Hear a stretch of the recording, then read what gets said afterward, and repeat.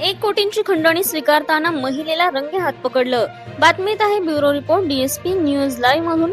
ग्रामविकास मंत्री जयकुमार गोरे यांच्यावर गंभीर आरोप करणाऱ्या महिलेला खंडणी प्रकरणामध्ये सातारा पोलिसांनी अटक केली.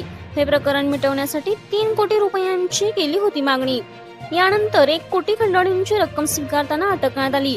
याचा व्हिडिओ सध्या समोर आला आहे. तब्बल 1 कोटी घेताना रंगे हात पैशांसह सातारा स्थानिक गुन्हे शाखेच्या पथकानं पकडला आहे आणि त्या महिलेवर कारवाई केली आहे. 1 कोटींची खंडणी स्वीकारतानाचा व्हिडिओ समोर आला आहे. आज या महिलेला दुपारच्या सुमारास न्यायालयामध्ये हजर केले जाणार असल्याची माहिती पोलिसांनी दिली.